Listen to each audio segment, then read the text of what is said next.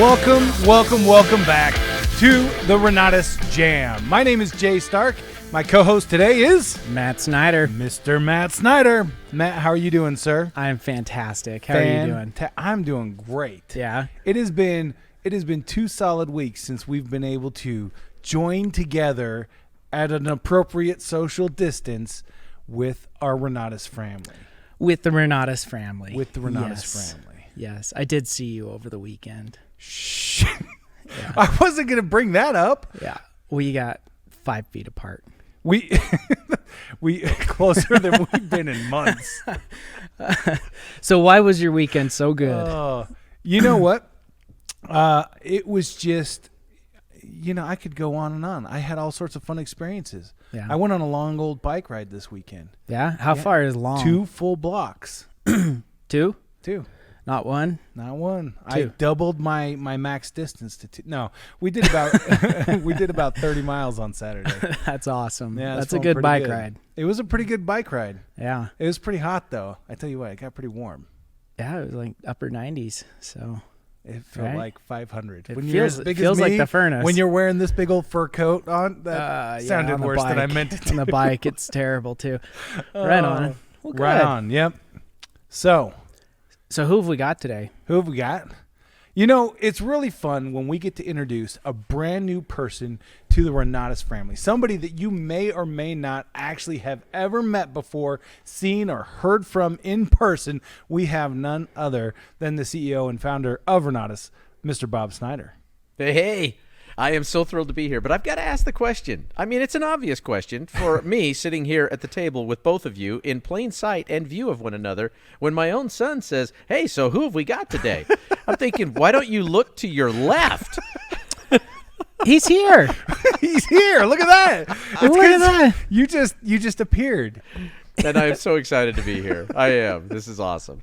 So Good to have you here, Dad. It is. It's very good to have you here. We're always excited to bring you on the podcast, and this time we have you in the studio with us, which is even more exciting. So let me ask you the obvious question here.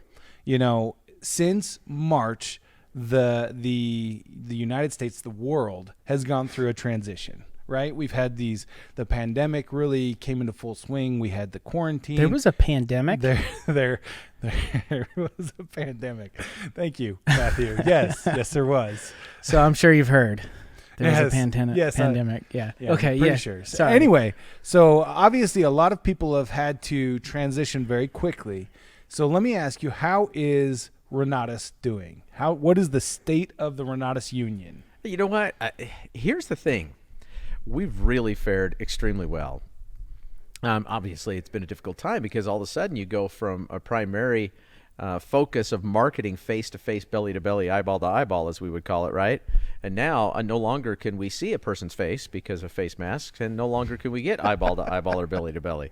So we've had to adjust very quickly to online marketing, which I'm thrilled that the field has done so well with that. I mean, it started clear back before the national conference. Think about this. I mean, what an incredible year. Yeah. We were set to go to the Davis, not the Davis conference. No, the Mountain America Expo Center. Yep. So we were set to go to the Mountain America Expo Center for our national conference. We had people flying in from all over the country to join us there. And then, boom, right at the last minute, they say, just kidding, because no longer are we going to allow anybody to gather in groups in the state of Utah. Right. So we had to pivot to an online national conference, which I'm so thrilled came off as well as it did. I mean, my goodness, that was like watching TV for 3 days for those individuals at home. But good TV, not TV, garbage TV. We rolled out the Prophets Course. Talk about the timing behind that. I mean, when I say inspired, I'm not saying that I am inspired. Someone from above inspired that move, right? The Prophets Course was a huge shot in the arm for the company as well as for the field. And drove a lot of business and a lot of excitement. That was awesome. We rolled out the new compensation plan. That was another huge pivot and shift that was necessary for us. We've been wanting to do it for years. We finally had the opportunity with, the rollout of Helios to do that. Yep. And then from that point forward, we've had enough time that our leaders are really embracing this whole online marketing movement. But I will tell you this. We still need to get better at doing one-on-one conference call or one-on-one calls, one-on-one Zoom calls, one-on-one follow-ups, because individuals are still, I think, a little bit too dependent on group presentations to close business for them, and that was never the intent. Right. So, matter of fact, we're going to be talking a lot about that in our upcoming leadership training. Nice. So to answer the question, the company's doing great, but I want to see us get out there and really capitalize on what's going on, because here's what you need to understand at home. You're watching this thing and you're going, okay, pandemic. It's a massive disruption. Let me tell you what a massive disruption in the marketplace creates. Huge dissatisfaction. That's what it does. And dissatisfaction leads to motivation on the part of individuals across the country to find something better and to be able to engage in that so that they can improve the quality of their life moving forward. Renatus is that solution, and you need to position yourself in that space. So just remember, there is a massive disruption leads to huge dissatisfaction, which moves people to become more motivated for change. And right now, we're in a period of time in our history where that change is being motivated by something that I believe is going to stick around for a while. So we need to get better at seeing the people, telling the story, build for events, following up, and learning how to close business one-on-one rather than relying on your leaders to do it for you. I love what you just pointed out. You just highlighted that even though there is this transition and things are going to be just a little bit different in how the process is completed, the underlying principles are still the same. Yeah. You still need to connect with the individual. You still need to tell the story, build for events, follow up. You still need to make sure that you are following the simple steps that are that have always been there. They're just a little bit of a different format. And be independent, not dependent. If you're depending on somebody else for your success, you may or may not get it, right? Like if you're waiting on somebody else to close your people, that may or may not happen. But if you learn how to do it, if you do it, then the ball's in your court. You have control over that.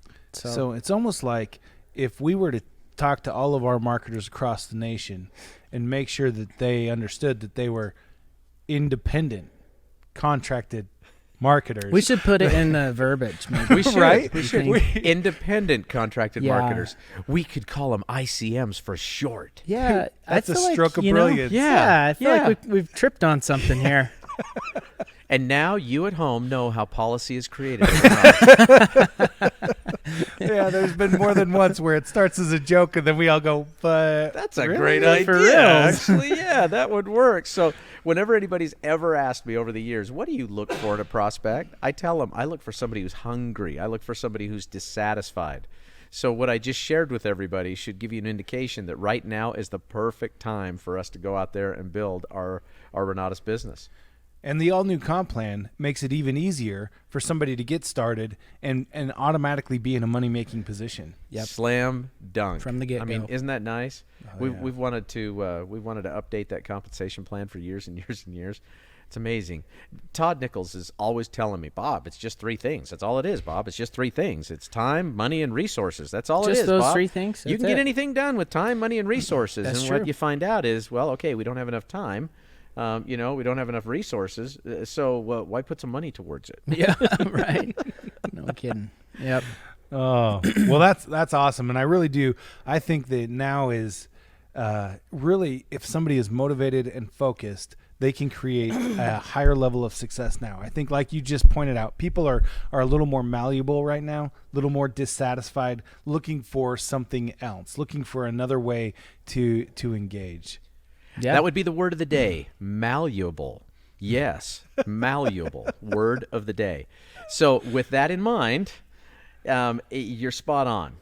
Folks, we've got an unprecedented opportunity. We really do. If everything's going great in the economy, everything's going great with individuals and their business and their family finances, they have no desire to look at anything else. I mean, they really don't. There's no motivation for change because, well, they're comfortable. But right now, they're malleable. And the reason why they are is because they're each searching for a better way to shore up their family finances. And I don't know a better way to do that than real estate investing. Yep. And I do truly believe, too, that, I mean, we've seen this massive decrease in our gross domestic product, over the last 6 months. I mean, we're down like 35 or 36%. there's an awful lot of businesses that unfortunately are not going to survive, the pandemic. And because of that, there's still a lot of individuals who are very capable, hardworking, entrepreneurially minded, who are looking for ways to shore that up. And now, I'm a big believer in real estate. I mean, every single person that I talk to about real estate. You need to be investing. You need cash flowing properties. You need, to take a look at what's going on here. I mean, I'm an investor. You're both investors. We've got a company of investors. We've got a community of investors. So why in the world, wouldn't we be more aggressive in getting that message out to help give people hope for the future? Oh, yeah. And it's really interesting because as an educated investor, you learn that what most people see is kind of the mirror image of what's really happening. They see the market going up and they go, oh, real estate's really great right now. When in reality, every investor is looking at, hey, it's time to actually start selling real estate off, Yeah. And then when the market tanks, everybody's like, oh, stay away. And that's when the investors are like, no, go forward. In. Yeah. And it's like right now is a time of transition. And anytime there's a time of transition, that means opportunity. Sure does. I love that. Yeah. So let's talk about. So we've talked about some of the transitions that have happened in the company. Regionals are going to look a little different this year. Regional trainings are going to look a little different. I've got to tell you from a selfish standpoint, all right? Because regional training season is one of those times of the year that I absolutely love. I always look forward to it. It's an exciting time to go out there and see the people and get to know our community a lot better. So, generally I spend 10 weeks on the road every regional training season, going from market to market to market to market and meeting people in their local area. That's not going to happen this year. Now, the one sacrifice that goes along with that is football, right? I never get to watch any football games because I'm always traveling and I'm always, training on a Saturday. It just doesn't work. On a Friday and a Saturday, we are somewhere training. This year with COVID, well, you know what? We're going to do one regional training. It's going to be it's the 23rd and the 24th, right? That's correct. October 23rd and the 24th. We're going to do one, and it's going to be broadcast from the Renatus studios on Friday with all of our national speakers. And then in your local markets, you're going to be able to host your local training and awards ceremonies and all the good things that go along with that on Saturday. And I'm thinking, I've only got one regional training this year, and I can reach the entire country. That leaves me available to watch college football. The college football season that is pretty much canceled Yeah, I was now just gonna because of the say. pandemic. Yeah. So it's like, listen, I mean, it was a perfect storm up until that, and now they've wiped that out. I'm thinking I may as well just go out on the road and do regional training. Well, I know that people love to get connected with you, and I think this is a great opportunity on the podcast for people to see you and hear from you in a little bit of a less formal environment. So I think that's still a powerful opportunity for people to get to know you still. So, I think we should maybe open up like an email and just say, okay, everybody, introduce yourself to Bob. You know what? just like we did at Renatus Nationals Facebook page, maybe or like a group. We should probably do a group for regionals so everybody can get in there, introduce themselves, and just, I mean, it was great for just communication. If there were, people trying to get on and couldn't for whatever reason, and right. Anyways, it was a fantastic tool for communication. Right. So why not let's create a page and have, maybe we should take the national page and just shift it around a little bit and make change it the name. Regional page. Yeah, everybody's already a part of it. Interesting. So, yeah. Interesting. All right. So what? Another Renatus policy just established. You saw it happen here. So then, have you already started to share any information regarding the national conference next year, 2021? Next year, yes. And that's the end of our podcast. And there we go. That's all the information we're getting about the national We'll right see now. you again next week. Well, the national conference, I mean, here's the great thing about it. We haven't pinned down our date. We're looking, firmly at, I believe, the third weekend of March, because that's traditionally when we like to have our national conference. The national conference, it's still a little iffy to try to book any kind of a conference center. And unfortunately, many conference centers are closing their doors that might not be opened again, right? Yeah. So we're going to host the national conference just like we did this year. Next year in March, we're going to host it here in the Renatus studios. It'll be 3 amazing days of training. We learned some great things from hosting this last national conference. We're going to do it again, only we're going to do it, in greater style with a bigger smile and make some fantastic things happen. So we've got that's taking place. We're going to make sure that you receive the same kind of amazing, powerful content and understanding on how to build your business, how to go out there and drive sales of the Renatus educational system. Because after all, I mean, our national conference is for the ICMs across the country. It's not a real estate event. It is a marketing event. And we're going to stay true to that. Now, while we certainly do recognize those individuals who are out there crushing it in real estate, it really is focused on seeing the people, telling the story, building for events, and following up. So the National will be amazing. We've got fantastic training, unbelievable speakers that we're talking to. You're going to be impressed, and you're going to want to be with us. But this year, as it was, or I should say in 2021, the National, as it was in 2020, will be a front row seat for everyone. Now, how do you accomplish that? How do you get a front row seat for every single person that shows up? You broadcast it live from the Renatus studio, and you watch it at home in your bathrobe and your bunny slippers if you'd like. I like that. I think there's no excuse for people not to be on this national. Last national, things changed very quickly, but we've got a lot of prep time. Your entire team should be there. There's no reason not to be. They could be, from any electronic devices, that could get internet. So get on there and let's have ourselves a real good national. Let's kick it off and make it right. Yeah, we had almost 1,800 individuals who participated and joined us for last year's national conference. I want to blow that number away. And we had like a week to prepare, so we're expecting like 10,000 this next year. Yep. Yeah. 100,000. 100,000. 200,000. Why stop there? Yeah, You know what? You know what? Millions of something- people. What, 340 million people in the U.S.? Yep, something like Somewhere that. around there, 330 to 340. I think that's the range Let's we're just in go now. for 10%. Okay, That's not being deal. greedy. Right? I like It's that. just 10%. It's not. No, 10%. That's an easy. That's a doable number. All it Yeah. means is that every single active ICM today just needs to go out there and round up. What you think? 2,000 people? There you go. Something A like piece. that. A piece. Just Yeah. round up 2,000 people a piece, and I think we will easily hit that 340 million or 340,000 number. Yeah. So we need to walk it back. I mean, how many do you need to That's- get registered for the national a day? That's to have 2,000 actually- by March. That's actually just 1%, right? That's not even 10%. Wouldn't 10% be 3.4 Oh my goodness! It million? would 3.4 million. I was not doing the math. Or no, correctly. that's That would be 1%. no. So Three- one, three no, point- you were right. 340 million. Three- Yeah, it'd be point- yeah. 3.4 million. 3.4 Yeah, that would be million 1%. That's individuals. 1%. That's 1%. No, 3.4 million. It's 1%. 34 million. 34 million is 10%. 10%. Yeah, So yeah. it's 34 million. So my number of 340,000 was way below that. That's and right. yes, if you can't do math and cannot spell without spell check, you too can be a CEO. All right, so all we need to do to blow the doors off the national conference is for every single ICM out there to go and find 2,000 of your closest friends and make sure they understand what the opportunity of Renatus is really all about. That's it. That's it. And we're going to increase our bandwidth so that we can handle 34 million people. Yes. That's right. That's Yeah. right. All right, so then we've talked about the regionals. We've talked a little bit about the nationals. Now tell me, what on a normal year, what's the benefit of people attending the Leaders Retreat? Oh my goodness. The Leaders Retreat that was another event that we had to postpone this year.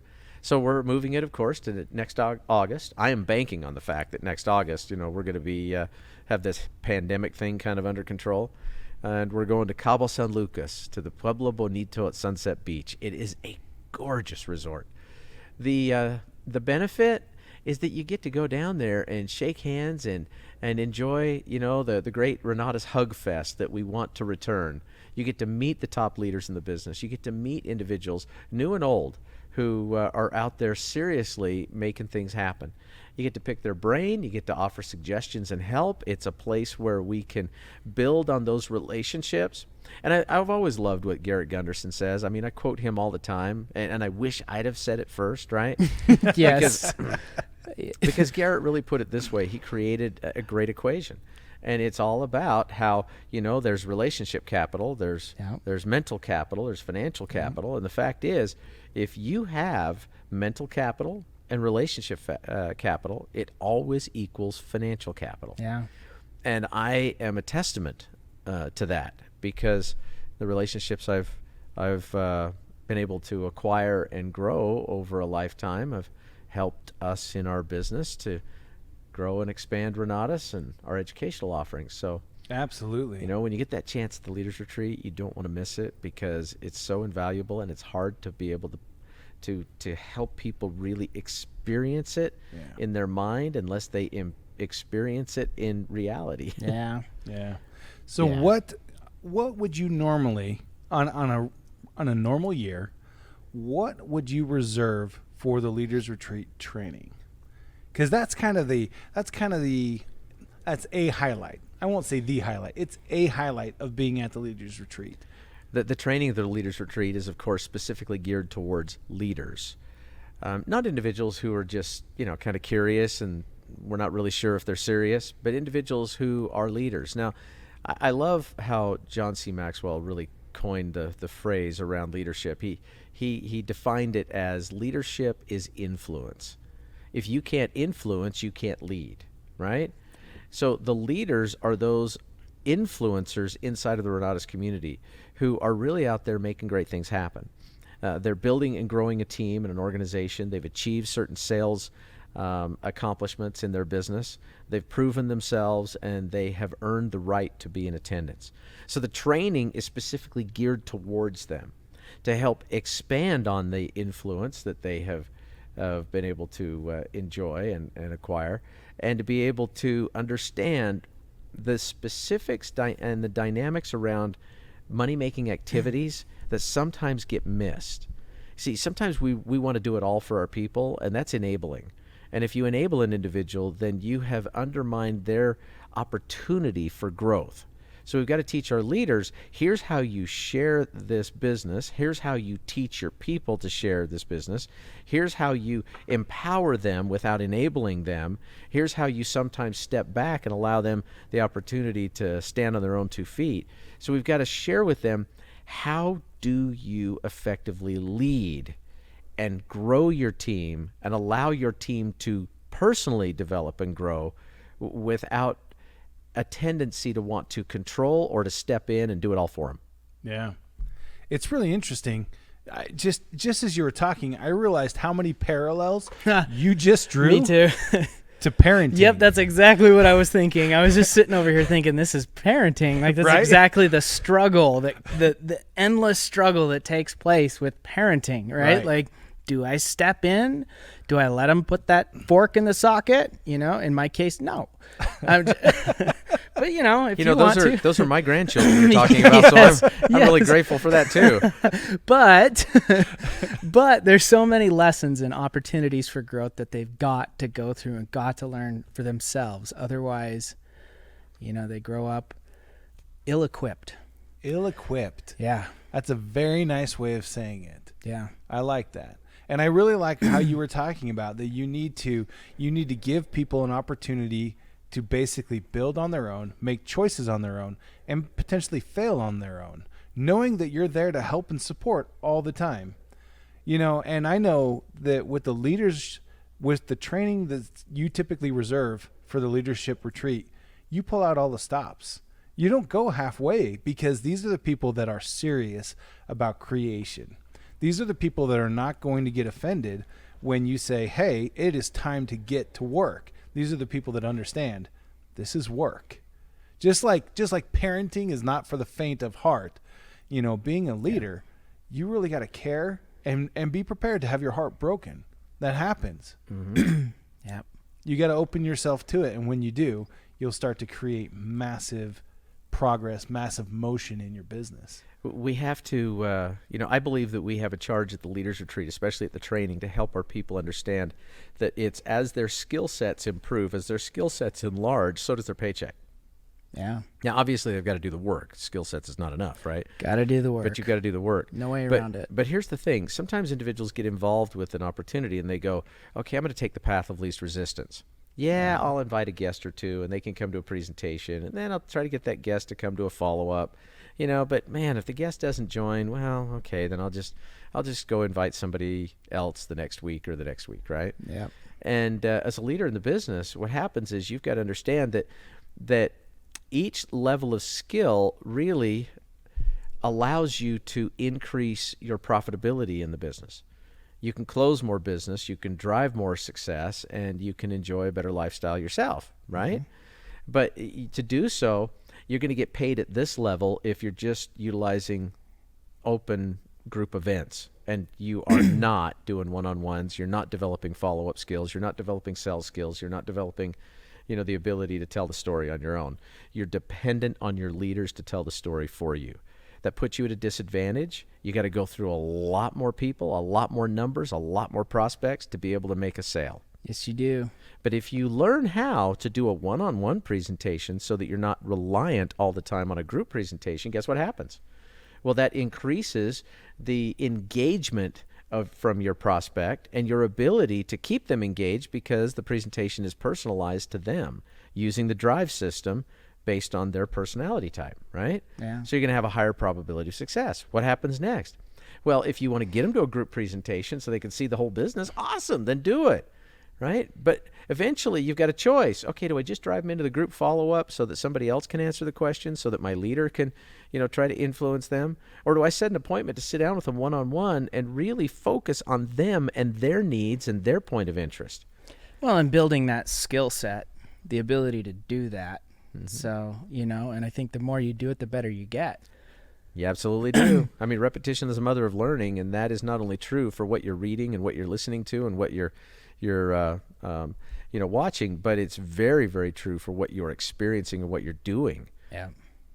Yeah. Absolutely. The whole time you're talking, I just keep thinking about professional athletes. Mm-hmm. Everybody wants to be a pro. You see those guys in the NBA or the NFL or whatever they call baseball. No, I'm just kidding. But you see these guys out there. What do they call it? It has been a long time, hasn't it? I forgot. Right. I should ask my cardboard cousin. I swear he went to the game. Anyway, the whole point of the story is that everybody wants to be a pro. They want the recognition of a pro. They want the fans to cheer their name. Yep. But what they don't see is the hours and the days, the weeks, months, and years that have been invested into becoming a pro. And it sounds like what we need to do, even in business, is go through the same process of building and growing individually, where we say, okay, this is where I start, this is where I want to go, and this is what I've got to do to get there. Yeah. It's funny. I just thought about something because back in the good old days when I was out marketing in the field and giving the presentation, I used to get, occasional compliments, and they'd say, man, Bob, you're really good at this presentation. You're really good at speaking. And I'd say, well, you know what? After you've done it a few thousand times, you'll get good at it too. Yeah. And if you don't, this is probably not the right path for you to follow. Yes. Yes. A lot of truth in that, though. That's what people have to realize. It's not once, it's not twice, it's not even 100 times, it's a few thousand times. Mm-hmm. It's so many times that you no longer count because now you're just engaged. Muhammad Ali, when he would train and he would do sit-ups, a reporter walked up to him and says, how many sit-ups do you do? And he goes, I don't know. I go until they hurt and then I keep going. And it's like, that's the pain of growth right there. Go until it hurts and then keep going. Yeah. And you really got to ask yourself, what are you willing to leave behind to go where you want to go? They always talk about, I'm reading a book right now that's talking about travel. And the guy talks about you got to travel with 18 pounds or less. So what are you going to leave behind? What are you going to sacrifice? Exactly. For the success. But to go where you want to go, what has to be shed off? What do you have to get rid of in order to make it there? Well, my first thought is, I've got to take my computer, and I've got to have my phone, and I've got to have my electronics and my camera and my everything else. So what gets sacrificed? Clothes. Yeah, for me, I mean, it's just 18 pounds of water. So yeah. Oh man, I wasn't being like literal. I was being more metaphorical. Oh, yeah. Okay. All right. Oh, yeah. Goodness. Oh, Jay, you know what? We'll try. We're trying to keep up. No, I've got this mental image now of you two, and Bob's walking along without a shirt on, and Matt's got a 5-gallon cooler of water. All right. So, what would you say to the brand new ICM? Somebody who sees those people out there just cranking it, and they say, "I want to be that." What would you say to the brand new ICM? Yeah, because they can't do the presentation right off the bat, right? So what do they do? First thing is this. They've got to understand that every single event they attend is a training. And every leader who is presenting at every single event needs to understand it's a training for the new ICM, right? Mm-hmm. Now, a lot of times we don't really look at it that way. We think, well, I'm going to an introductory presentation. I'm gonna try to bring a guest with me, and we're gonna go to this introductory presentation. They don't realize that in the process of doing that, well, first of all, they're engaging in money-making activities because they're bringing guests with them to that presentation, but they don't many times value the training opportunity. Here's what I mean by that. When I got started in this industry 34 years ago, I can tell you what I did. I took a tape recorder. Now, a lot of you really don't understand what that is, right? But it had this little, we called it a cassette tape, right? And it had this brown kind of magnetic tape inside of 2 reels that you placed in a machine. And anyway, it was a long story. So I took a cassette recorder to the meeting with me, and I took a notebook. And I sat there and I took copious notes, and I listened to every word. I hung on, on every syllable, and I recorded it, because after the presentation was done, I took that home and I'd sit there with my notes, and I would listen to that recording over and over and over again, because I knew that I was going to be the one that had to share that information with my prospects. So I viewed it as a training opportunity. What happened? Well, I got to a point where, hey, I now knew the material well enough, the presentation well enough, that I could start doing one-on-one presentations and two-on-one presentations. Then I got confident enough doing that I knew that I could then expand and start doing house meetings. Mm-hmm. And then from there, we started doing luncheon presentations. And then from there, you get to a point where you can start doing the big hotel or events, group presentations. Yep. But it's all about you coming into the business and saying from day one, my business is dependent on me. If it is to be, it's up to me. It's not up to my 5-star. It's not up to whoever the event host is. It's not up to whoever's speaking or training at this event or that event. If it is to be, it's up to me. And if you set that as your standard from day one, then you're going to find that your success comes a whole lot faster.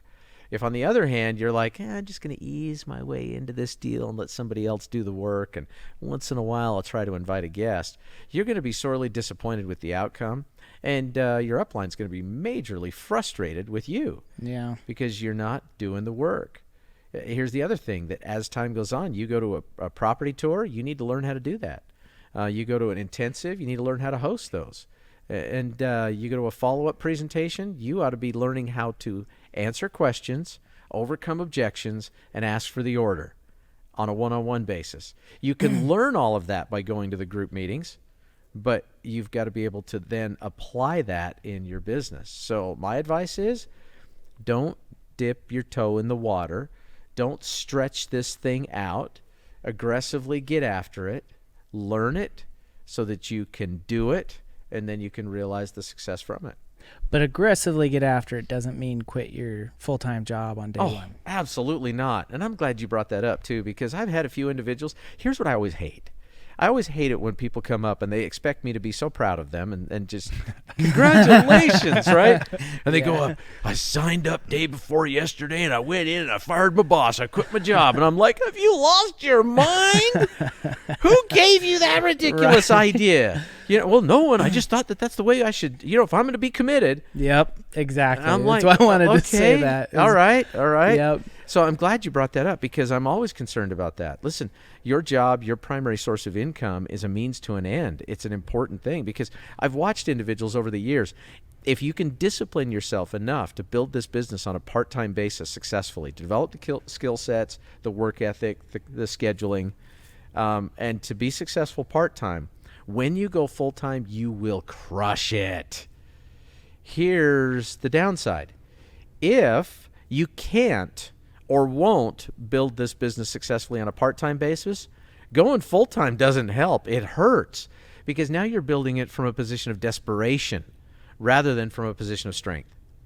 And you know what? That's not a good spot to be in because people can sense and feel your fear and your incongruency with your message. Yep.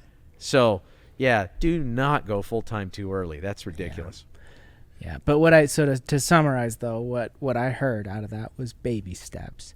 You start with one person, then maybe you have a follow-up 2-3 people, and then house meetings, which by the way, I remember those vividly. Yes, you do. You were there when we used to pack the family room with people. Man, we had 70 people in that basement. It was the days before COVID.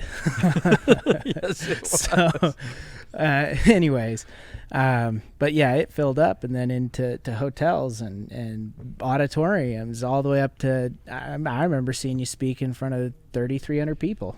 Yeah. So yeah, we've had some fun along the way. I mean, you know, and that's the great thing about it.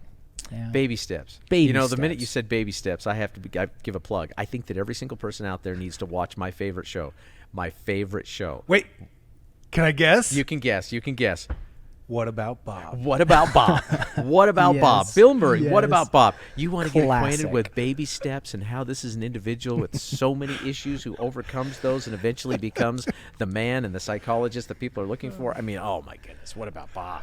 I love it. Baby steps out Start the with door. baby steps. Baby steps to the elevator. Well, but there's baby steps, but you're starting out, you're going to meetings and looking at them as a training. And I think that there's something significantly different about attending a meeting or going to something with the intention that I'm going to have to teach this to somebody else. Oh, yes. Absolutely.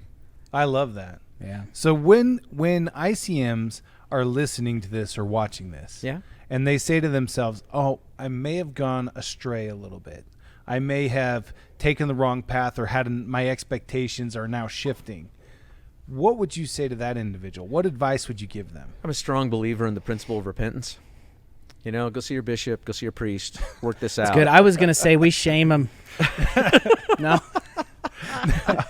No, I mean, yeah, for that person that's been maybe involved for a little while now, Yeah. and they have been counting on that group follow-up constantly, and now they're hearing, and maybe even for the first time, I need to learn how to do this myself. Mm-hmm.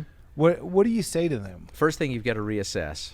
You got to reassess, you know, kind of where you're going, what you're doing, making sure that you're in line with money-making activities and what you're being taught as at Super Saturdays and regional trainings. The next thing is you've got to realign. So that means you've got to make the adjustments. It's not just enough to identify the fact that you got to make some adjustments. You got to make the adjustments. So then you realign, and then what happens? You engage. You've got to be able to engage in those activities. Otherwise, the results are never going to follow. There's an old phrase that says that results always follow activity. Mm-hmm. Well, okay, that can be construed as factual. Yeah, it doesn't say it's good results. Yeah, It's just it results doesn't. will happen if you do something. Yes, Consequences. I like to say it this way. The right kinds of results follow the right kinds of activities. If you're not getting the results that you're looking for, then you got to back up, reassess what you're doing. That's why accountability is such an important part of our trainings, and especially leadership trainings, because I like to really get into the nitty-gritty details of, okay, what are you doing? Yeah. How many lead sources have you got? Where are those leads coming from? When you contact those individuals, how many of them are you getting a hold of? I want to make sure that they're fresh, they're current, they're accurate. It's got to be a quality they're good. lead source. It's got to be a yeah. quality lead source. people should have 5 to 7 solid quality lead sources. They shouldn't just be dependent on warm market alone. They ought to be looking at other things. I mean, 3-foot contacting, going to networking events, being able to do Facebook marketing and maybe purchasing ads online, whatever it is. But they need to have 5 to 7 lead sources. And then from those lead sources, how many leads is it generating? And then of those leads that are being generated, how many of those people are being contacted? I want to know each of the numbers as we kind of go along so that I can get a feel for conversion ratios. Conversion of leads, conversion to event registration, conversion to event attendance. I want to see exactly where people are at in the process. And you only do that, if you are holding yourself accountable and you're watching the numbers. Yeah. So that way it also dispels the myth that an individual is working this business to death. I've talked to too many of those. So many times they're working it to death, but they're working it to death in their own mind, and that's it. Precisely. Activity versus accomplishment. Yeah. So is it fair to say, in your estimation, that blame and accountability cannot coexist? I don't believe they can. No. That's kind of a tough one when it comes to business and so forth. I mean, there are circumstances where individuals are being victimized, and they don't have to take accountability. I mean, they can't assign blame. But when it comes to business and it comes to a business outcome, boy, you don't want to go into a blame situation, because every time somebody is saying, oh, well, this business doesn't work because of this, or this business doesn't work because of you, right? Yep. I look to all of the thousands of examples across the country, and I go, well, how come they did it? How come she did it? How come he's doing it? That is always the thought, because you do hear things, and it's a valid hurdle in that person's mind, like, for instance, that you can't host meetings or something. But there are plenty of people that are kicking butt right now through Zoom, through Facebook, through online marketing, sources, doing one-on-ones virtually. Yeah. So. Oh, Zach and Samari Ullman are crushing it. He's doing a one-on-one after one-on-one after one-on-one after one-on-one, and he's doing them over Zoom. That's working the business, right? How many is he doing a day? How many people, how many actual potential buyers is he talking to in a day? They can make a buying decision. Yeah. Yeah. More than 0.04. Yeah. Well, and I don't know what his lead source is, and you got to figure that out. When I was online marketing, I was getting 1%. Out of every 100 people that I talked to, I would get one sale, usually essentials. Right? Yeah. And then after that, most of the combos that I ever sold came from upgrades down the road. Yeah. But 1%, I knew I had to talk to 100 people to make a sale. Yeah. Well, you know what? Talk to and follow through with. So. And here's the cool thing about that. Ooh, this brings up another number, okay? You're going to get to see my fuzzy math. Okay. Let's see it. One of the things that I used to do in training is I would say, okay, gang, here's the way our compensation plan works. Right? Now, things have changed and shifted a little bit. I mean, now they're able to make anywhere between $300 through $11,200 a sale, depending on what they're qualified to sell and so forth. Right. And but back in the day, I mean, I used to say, okay, let's just talk about 5 stars. And back then, because of our product offering, we were at $10,000 commission if you were a qualified 5-star. Mm-hmm. So I'm just going to go with that $10,000 number because that's easier math. Okay. And I would say to individuals, okay, if I were to give you $100 for every single person you got to a presentation, when would you stop inviting? That's a good point. And they're going, what are you kidding me? I mean, I could put 10 people in a meeting. I could make $1,000 that night, right? I mean, $100 a person. Well, what's 100, right? 100 times 100. It's 10,000. Yeah, 10,000. So that means that even if you just made one combo sale as a 5-star back in the day, right? One combo sale, and it took 100 people at events to generate one combo sale. Mm-hmm. That's $10,000 in commission. It sure is. That's $100 per person you put in the room. I used to view people as, hey, I don't care whether you say yes or you say no. I mean, a no, no, no, no, no, no, no, yes. Ha ha! I got paid on all the no's. Yeah. And a lot of times, no is the first step to a yes. A lot of times you got to be told no first before people can reevaluate and go, oh, that thing that I heard about when the economy was cranking and now the economy's not cranking, maybe I need to go back to that person and say, now you said something once upon a time. What was that? Yeah. And our children understand that. You need to write that down, Jay. I mean, you've got 6 kids. A no is the first step to a yes, because your children are going to use that against you, because you're going to say no, no, no, no, no, no, and eventually they're going to wear you down. And you're going to go, fine, yes. And you're remembering this conversation. You'll be going, oh, that works in parenting too. Yeah, it does. No. It's no, no, no, no. Go ask your mom. Yeah. I've decided that when my kids come up to me and they go, Dad, I want to talk to Mom, that's like the kid equivalent of, I want to see your manager. That's how that works. I'm going over your head. That's right. I want to talk to the boss. That's right. That's true. Right. Yeah. People would come up and they'd ask Matt and his siblings, so who's in charge in your home? It was never a question. Mom. Yep. And, in my house, when Lynn's has to go somewhere, errands, whatever, she's out of the house and I've got the kids on my own. It's often, the bag of Chips Ahoy or something for dinner, whatever it is, right? That was just happened to be a recent example. So Gray pushed a chair up, got up. Anyways, the kid can climb anything when Chips Ahoy are involved, but he can't climb into his own bed when it's bedtime. Ask me, I don't know how that works, but anyways, he could get on the roof if he wanted to. So anyways, but yeah, he, no. When's Mom going to be home? That was the next question. And I knew what that was. He's going over my head. Nice. That's perfect. Yeah. Nice. Well, that's awesome. Well, I love always talking with you. I love the insights that you've brought to the J.A.M. I love how much that you have shared and just the focus that really comes back to the individual and the efforts of the individual. Mm-hmm. It says it right there in the mission statement of Renatus that we are here to empower people. Not empower people to take over for other people, but empower the individual to create their own success. Yeah. With the best tools, the best knowledge, the best services, support. That's what education is. It's That empowerment. Well, I very much appreciate being here. I really do. And I just have to add one thing. Jay, if you really enjoy talking to me, I mean, it's 12 steps. Just knock on my door.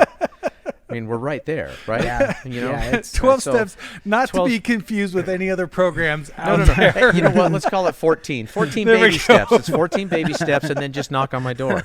But I do appreciate the fact that I got to join you today, and I hope everyone takes to heart some of the things we shared. Yeah. Listen, if it is to be, it's up to me. Everyone ought to have that as a mantra that's written, right there on their mirror so that they see it every single day as they're driving down the road.